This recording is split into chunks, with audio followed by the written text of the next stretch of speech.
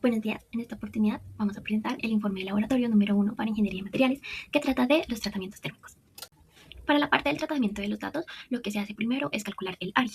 Esta área se va a tomar como el grosor por el ancho que hay en la parte media de cada probeta. Dado que no se midió el grosor de cada probeta, sino únicamente para la del recocido, se va a tomar este grosor como referencia para todas. De modo que, como tal, con los datos que se obtienen de la práctica, se divide la fuerza que se obtienen estos por esa área. De este modo se encontrará el esfuerzo. Y la deformación se encontrará como la longitud final menos la longitud inicial sobre la longitud inicial, que esto en términos prácticos lo vamos a ver como esa elongación que se presenta en cada punto sobre la longitud inicial. De esta manera sacamos asimismo el esfuerzo real y la deformación real a partir de los datos que obtenemos de la gráfica, es decir, los ingenieriles, y así obtenemos todas las gráficas para el blanco, para el recocido, para el temple y para el normalizado.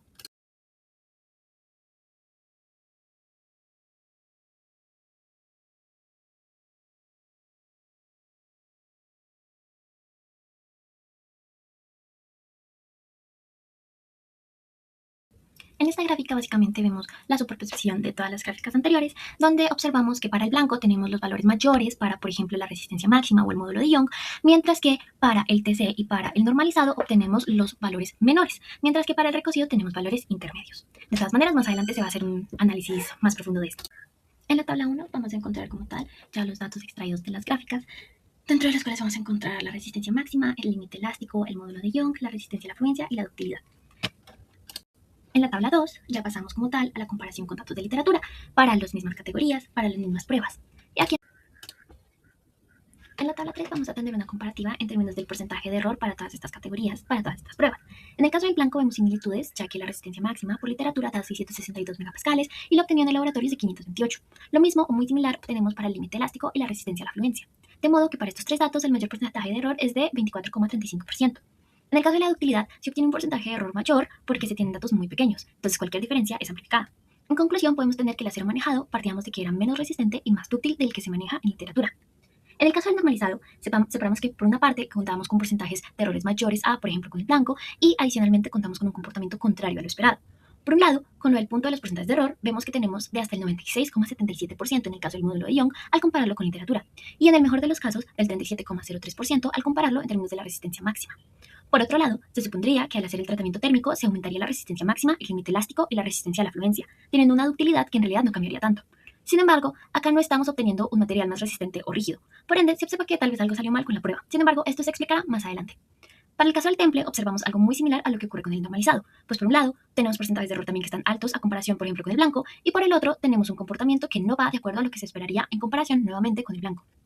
En términos del porcentaje de error, obtenemos nuevamente con el módulo de Young un mayor porcentaje del 97,87% y un menor porcentaje se obtiene con la resistencia de fluencia, que es del 35,02%.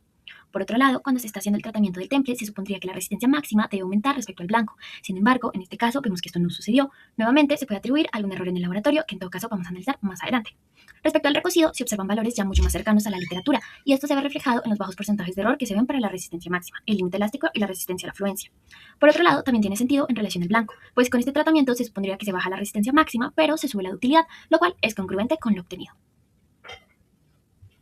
Para los datos anteriores, toca tener en cuenta, ya que supusimos que el acero era hipoeutectoide, durante el procedimiento de las muestras se alcanzó la temperatura de 900 grados Celsius. Y también tener en cuenta que la máquina tenía un desfase aproximadamente de 200 grados Celsius, por lo que la temperatura real pudo haber sido suficiente para pasar a la estructura cristalina de austenita.